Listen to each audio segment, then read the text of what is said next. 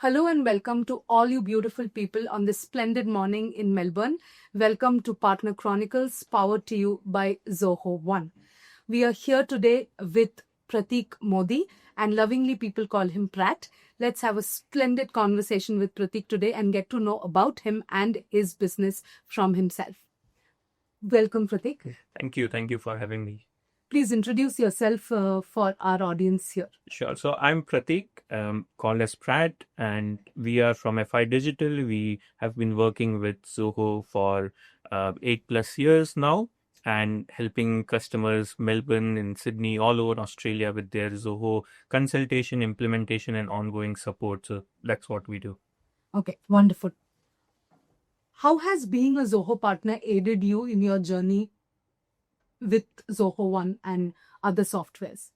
So with Zoho Partner and especially with Zoho One, we look at it as the technology piece, and where we bring the value is on people and process side. So Zoho really fits into that puzzle of technology, and with Zoho One having so many applications, we can really help customers solve their requirements, their technology problem, and really widen the scope. So that's what we look at. When we go and talk with a customer, we want to help them solve a lot of issues and not confine ourselves to just a CRM or just a service desk, etc. So that's what essentially Zoho One has helped us. And yeah, we look forward to the journey. What has been your passion behind starting your business? Where does it come from, and how far behind does the passion go?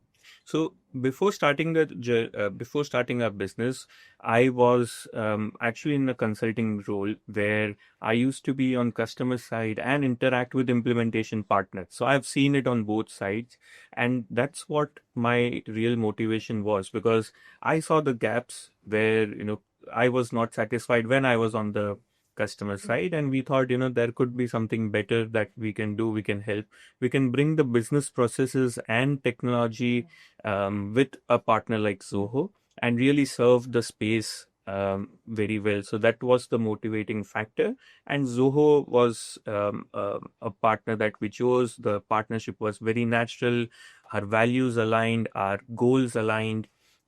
Like I started the podcast with, right? We wanted to solve customer problems, and that's what Zoho is doing with the Zoho One suite of applications. Like you have 50+ applications, which means we are really trying to focus on each area and department of any big company, any enterprise company, as well as smaller companies, right? So the goals really aligned, and I'm glad I chose this path. What makes FI Digital stand apart from other Zoho/Zoho One partners, according to you? So there are a few things that sets us aside. So first thing is our DNA. So I started off saying that I was in customers' shoe literally. So we understand customer problem, and this whole consulting led approach is something that is very different, and we take it very seriously. That is part of the DNA, and throughout our processes, our people are trained to consult the customers, listen to their problems, define the process maps, and then bring the technology aspect into it. So that is one. The other thing is also we look at our implementations from scalability point of view and not really do something quick and go. The models may vary, other partners may be specialized in that model, but we want to work on a scalable solution, whether it's on vertical scaling or horizontally, grow the number of users with the company. So that's where, our entire focus is. That's our second, pillar which differentiates us. And the third one is we are very good with adopting the technology, the new ideas that come in. So with Zia and AI also, we have been working actively with our customers in trying to get some of the use cases rolled out quickly. So we work on these proof of concepts and stuff. So always trying to be with the technology curve, with the technology shift. So that's the third pillar that differentiates us. And the fourth one is a very good focus on our industry verticalization. So, we have got our business analysts, our consultants who have specialized in certain verticals, whether it's financial services, whether it's what we call it as MRDL, which is manufacturing, retail, distribution, and logistics. So this means that whoever is working on our clients, they will have a knowledge, a background of working in the industry, and hence they can relate to the client's problem very well.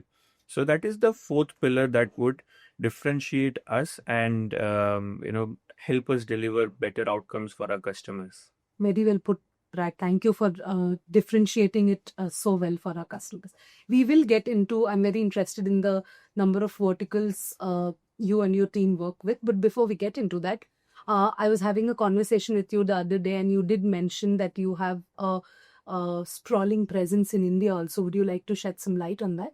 Yes. So in India, we are known as Fristine Infotech, and FI Digital is our Australian entity. So within India, we started off as a delivery center for Australia first. Okay. And this was again 8-9 years ago.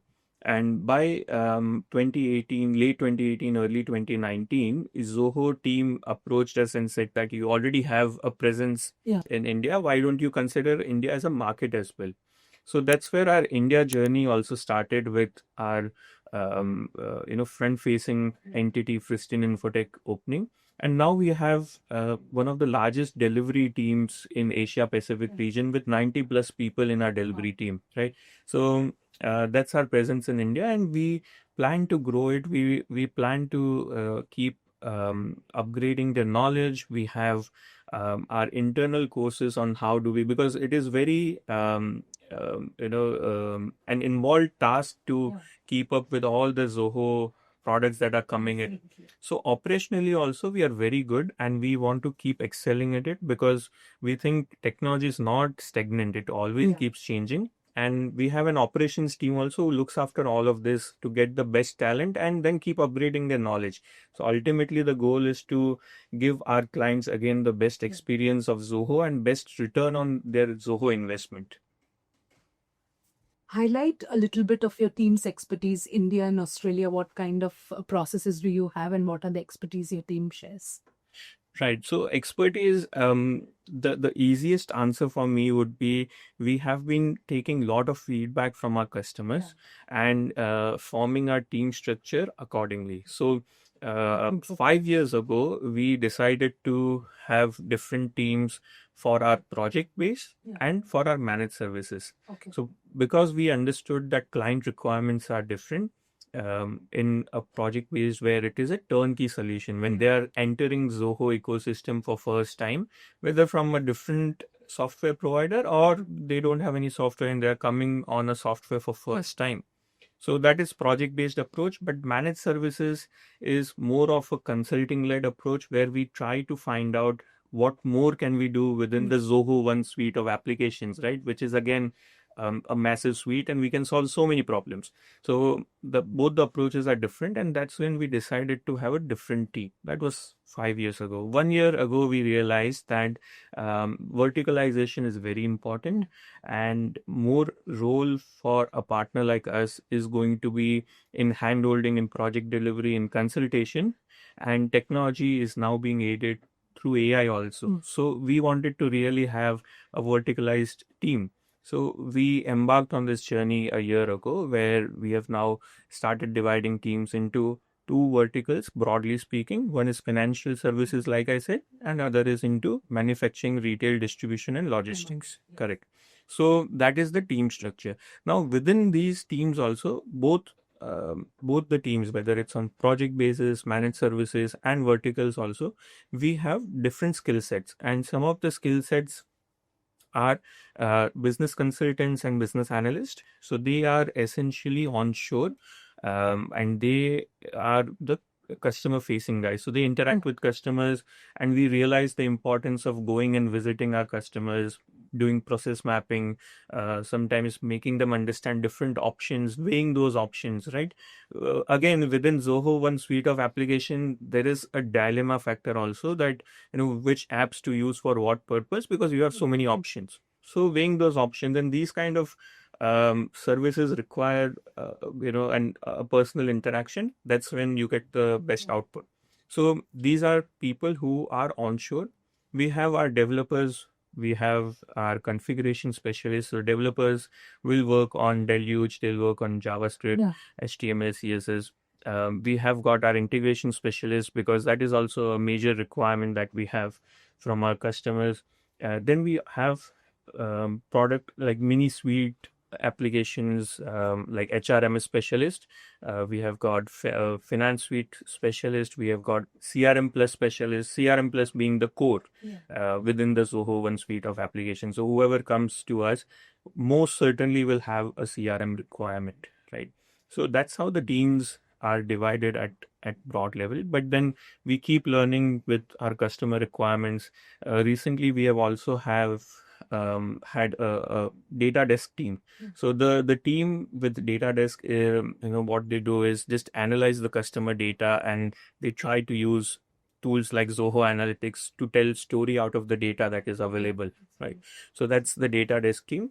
And we have AI Studio team. So AI Studio team tries to leverage the best of Zia and OpenAI and the integration between both to come up with AI use cases, some of the practical AI use cases that our customers can really benefit out of, right? So these are the teams broadly speaking. I think you've covered almost everything and you're really on top of your game here. That's very impressive, Track. Right. Zoho One can be, like you mentioned, it has 45 plus to 50 applications. How do you keep on top of understanding what is where? Do you have internal training programs for your teams, and how do you keep up with that? Right. So we have, Zoho provides us all the knowledge through Zoho Partner Connect, and we have dedicated team. Like our operations team is really the one that goes out and sees what all new features are coming, and certain products are assigned to certain people within our team, and they go and research and then post it for our other folks within the team. Okay. So that's a process that we have internally established, but it all comes down to passion. And we try to look for passionate people while hiring. So the learning becomes more like a thing that they enjoy and less of a process. Yeah. So that's what we do, and we all are passionate about solving problems, and that's what we did as recently as a month ago when for one of our customers, it was a problem where we could not solve it without Zoho RPA. Okay. That's where we learned RPA ourselves, and we started deploying RPA solutions, right? And RPA comparatively is a new product within Zoho One suite. So we became early adopters, started giving feedback to the RPA team, and now we have started developing those expertise. So once we do a couple of deployments, then we really understand, share those use cases within the team, and the team then goes out and shares it with our customers. So that's like a snowball effect. Ultimately goes back to you've been learning from your customers' use cases. Correct. That's how you've been growing. So as a business owner, I'm aware that networking for you would be pivotal, would be a key aspect in your journey. But apart from your networking communities, how is it that FI Digital attracts customers? Do you have a proper strategy in place?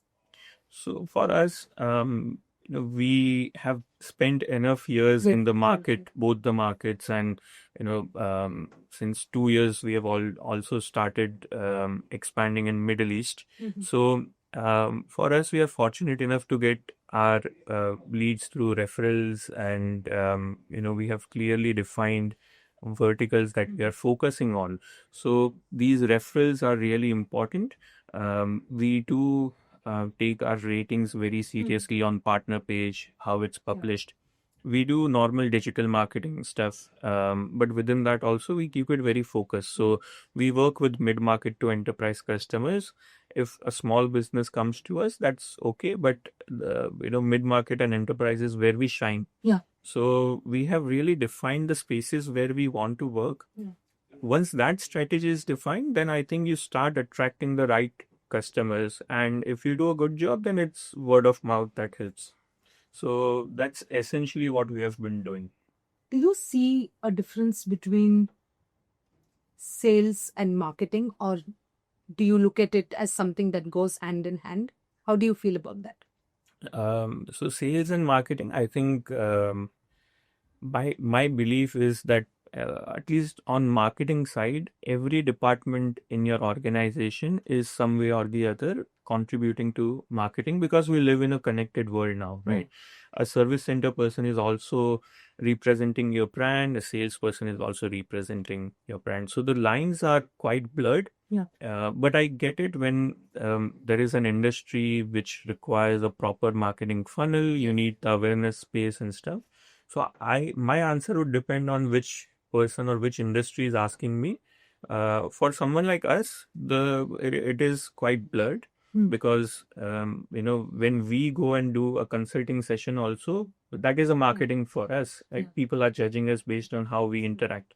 So for us, it's quite blurred, but some other industry may have a very different answer. However, the core answer remains same. Every department these days are representing the brand, and that's where the concepts, within coming back to our core subject of software, the concepts of having a customer 360 in place is very crucial, because every department has a touch point with customer. So yeah. How do you then maintain, looking at all of this information that you've provided for us, how do you then maintain a mutually beneficial, long-lasting relationship with your customers? You have so many in your roster now. What's the key that you have that you maintain a great relationship with them? Right. So key to maintaining great relationship, I mean, we work in a B2B space, and businesses like to derive value. So as long as we have that understanding that whatever we are offering should have certain value to the business, if these core principles are catered to, then I think businesses would like to work with us or any other business that they work with. So we focus on driving value, being honest, and also trying to be, coming back to the point of being passionate, right? Really try to solve their problems through Zoho One suite of applications, and doing that consistently. I think that's what gives us an edge, and our customers keep coming back to us. So as someone who's been implementing software now for multiple years, you run a tight ship and a huge team. What are your thoughts on the statement below? Now, should business processes mold to a software's capability, or should it be the other way around? So the answer is not very straightforward. I think it really depends on the maturity of organization, the softwares that have been deployed in past, right? So there are a combination of these factors. But if I have to give a generic answer, then it will be combination of both, right? And acceptability from client side. So when answering these questions or working this together with clients, we always look at our North Star as the adoption. Understood. Right? Ultimately, if the clients are not you or the users, so we deal with customers who have like 500 plus users, 1000 plus users, right? So we always have to look at, are the users going to see value? Are they going to find it easy enough to use? Because if adoption is not there, then it's not a successful project. So if we feel by tweaking the process, the adoption is going to go higher, we suggest that and we clearly show the value in it. If we think that by doing customization to maybe a higher degree of level, if that is going to drive adoption, we will go ahead and do that. And for driving adoption, it is understanding the personas of different users who are going to use it. What is their background? Again, have they come from a different software that they were using, or it is first time adoption? Yes. And also explaining our clients or the key stakeholders that ultimately we need to take a crawl, walk, run approach, and we cannot just reach. It's really well crawl, walk, run. Yes, we cannot directly go into running stage. So we need to manage the expectation. I think it's fair for clients to expect that from us. Like I said, these days implementations are equally about people and processes and not just technology, right? And people part, process part, like I said, that's what we are discussing now. So our team is over time trained, and I'm not saying we are 100% there, because it keeps evolving, but we are always ready to learn and redeploy to the next client, right? So what would be an ideal situation when a customer comes to you and you suggest to them that Zoho One would be the way to go? where would that lie for you? So are you saying like between different apps and then Zoho One, or just Either way. okay? Either way. So, so far within our journey, we have been working only with Zoho because we like to specialize in what we do. But if the question is around single Zoho app versus Zoho One, um, that depends on couple of factors. What is the current technology stack that a company has got? How well that can be replaced with Zoho One, how soon that can be done, right? Yes. Because again, going back to the point, we cannot transform things from day dot. It is a journey. So Definitely. while we are embarking on that journey, what are the cost implications, Yes. right? Because Zoho One is all employee pricing, and that's what makes it attractive. So we weigh in all these things along with the costs, and then we decide with customers that these are the options. How fast do you want to roll out? You can replace 10 apps that you already have. This is the cost value. Do you want to do it now or after a year? So most often or not, customers like this. They want to embark on the Zoho One journey. The question then is whether it's now or after a year or 18 months, right? So after our elaborate conversation and someone who's serious, they will always reach to this conclusion that Zoho One is good, whether we do it now or maybe after certain amount of In a time. while, once period. Correct. Yeah. So that's how we derive on Zoho One. Right at the top of your head, from the top of your head, can you think of an interesting or a challenging implementation that you did for Zoho One, which turned out to be successful in the long run, but you had extreme challenges in the beginning? I would be very interested to hear something. Yeah, sure. So the kind of complexities that we deal with, we would get these very often, and we don't mind that because every challenge just helps us to grow a notch above.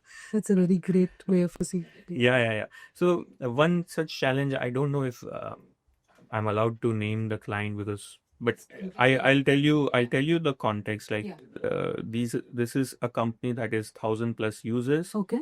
They operate in Asia Pacific region, right from ANZ, India, Middle East. So they are spread across, and they are into medical diagnostics manufacturing. So here the challenge was, when we started off the project, the discovery and stuff, we thought that Zoho Expense, which is one of the very great tools within Zoho One, will be able to solve the customer's requirement. But the requirement was so complex that they wanted the calculations to be done based on where the field sales team, right, is going, how much they are traveling, based on the traveling they do per day. There are certain amount of calculations that happens based on different different tiers, different countries, right? So the complexity started increasing, and we had to work on lot of custom development. But ultimately, exploring this together with customer, trying to address or show our side of problems, coming on a consensus, asking Zoho team for solutions, and then our team also working alongside, developing widgets on top of Zoho CRM. So the data from widget that is collected goes to expense, and then expense can do its job. So working alongside again, all our stakeholders and product teams at Zoho, we were able to come out of the challenge and we deployed the solution. So it took us 2 more months. But again, the good part about Zoho One is, while we were working on this, we had already deployed Zoho CRM, Zoho Desk, Zoho Marketing, right? So it becomes that bit easy for customers to talk with us because we are not waiting for everything. We are just focusing on a small problem. The value on other side is already delivered. So our conversations are not going in a different direction. They are going in a positive way because we have delivered some value. So it is again one of those things that help us when working with a product suite like Zoho One. When it comes to deployment of Zoho One, is there a typical approach to implementation that you take?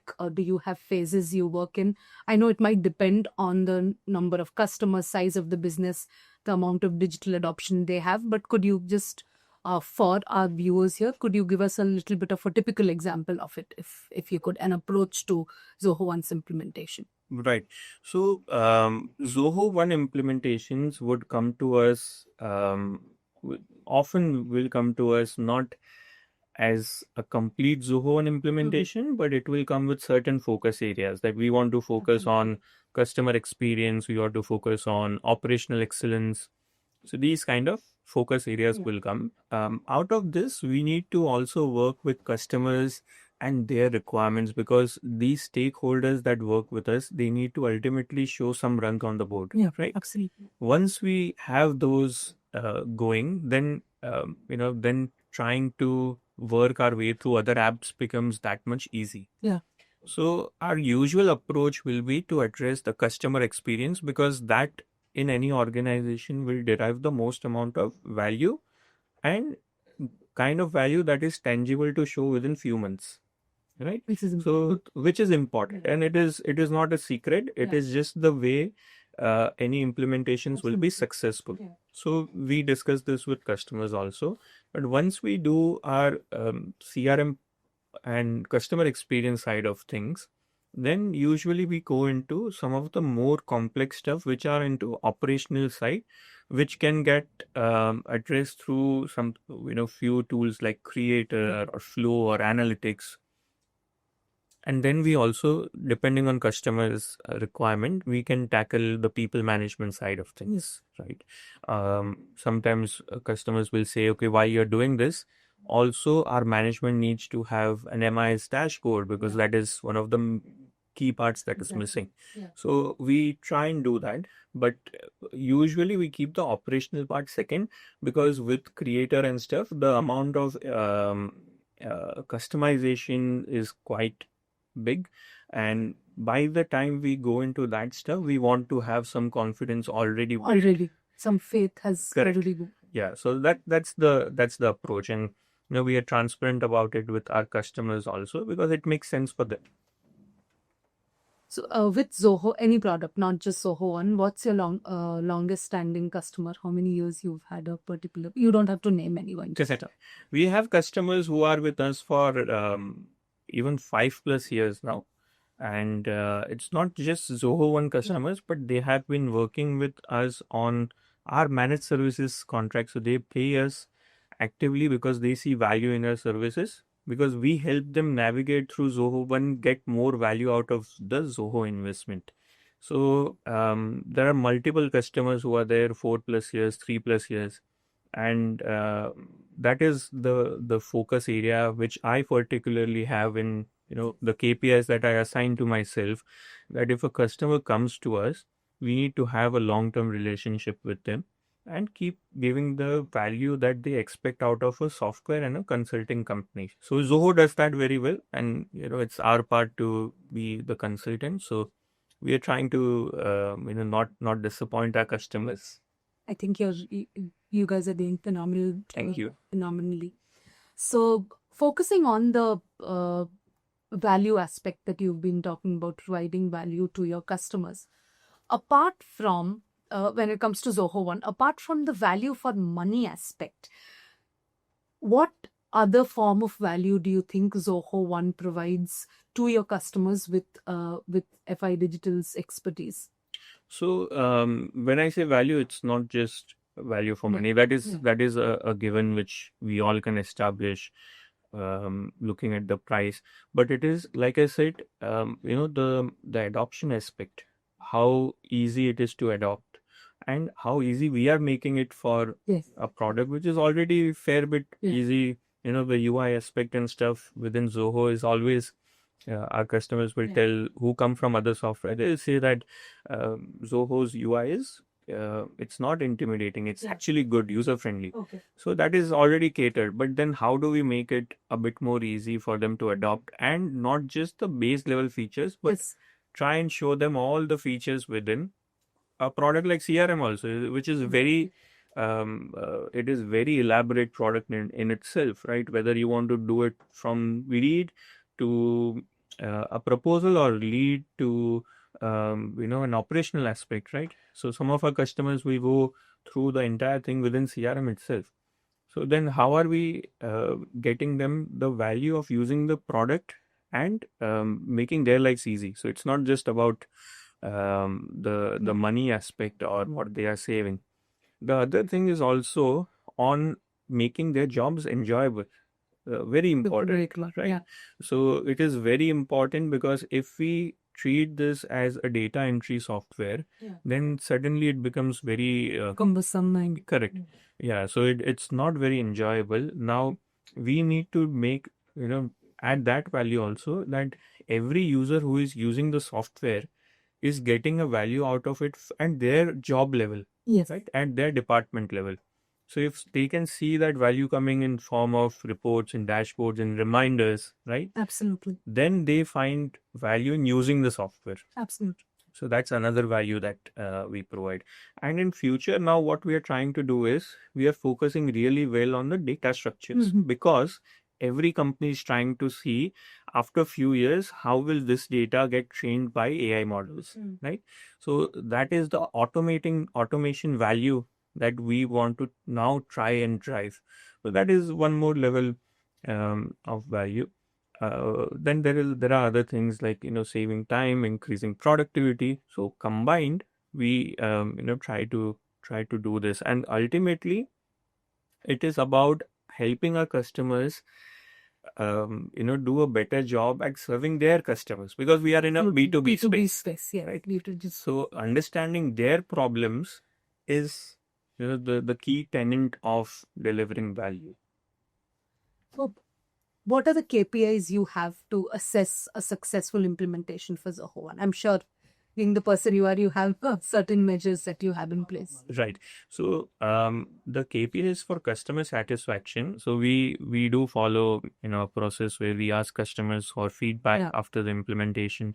That is going to be on how close they are to their expectation. What was the time taken to implementation? If there is spillover, what part of it is attributed to us versus the customer? How could we do things better, right? Was the consultation enough, or there were a lot of surprise factors? So these are the KPIs at each project level, or the metrics that we track at each project level. Okay. Has there been any implementation where you have integrated third-party software along with Zoho One? Yeah. So most of our implementations will have at least one software that is outside of Zoho One ecosystem. Usually to do with either accounting side, ERP side, because the kind of customers we deal with, sometimes they have to just cater to the ERP side outside of Zoho One. So we have integrated SAP, whether it's SAP B1, S4 HANA, Oracle, Oracle NetSuite. In Australia, Xero and Mayo integration is very popular. So we do that. And also in Australia, we are still on our way to get payroll here, right? So that becomes a point of integration, whether they are maintaining it in Xero or some of the other payroll systems. I can't recollect the name, but we have done a lot of these integrations. We also do integrations with SMS provider. In India and Middle East, it will be more like WhatsApp providers because it's very famous there. Email marketing services, sometimes marketing teams prefer using their own tool. So we do that. We also work with companies that have very specific design softwares and stuff, right? So that cannot come into Zoho One. So we do that integrations. So we do that. Challenges within integration, I would say they are there because then there is an added element of a software and their vendors or their teams. But with processes, we have tried to cut down the surprise element. So we have processes that manage integration side pretty well. So, the data touch points between both the systems, we have a complete sheet that we provide to customers. We do our diligence on things like whether the third-party software has got REST APIs available or no. And if they don't have, then we have expertise internally built that can help them, build middlewares and, do integration through a middleware. So we have addressed the problem both on technology and the process side. Yes. So trying to do a minimal friction integration. Like you said, avoid any surprises. Correct. Yes. Along the way. What would be an ideal situation for you? Again, I know you might say a mix of both, but let me ask you. Okay. A customer or an entity that is completely involved hands-on with the implementation, or someone who lets you be and lets you take up, like after you've gotten all the information from them, trusts you completely with a hands-off approach.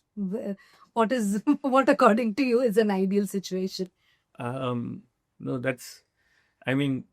my ideal answer does not matter because customers will have their own approach. But we are prepared with both the scenarios. So if someone who is very involved, we have to take our consulting approach slightly different to then keep giving them, some counters, right? If they have opinions formed already, then also show them, hey, did you consider this? And also tell them that they may know the business very well, but the advantage that we have is doing 200 plus projects. Yes. Right. So we understand, or we will try to foresee some problems that you don't, and it is part of our duty. Right. You have assigned us for that.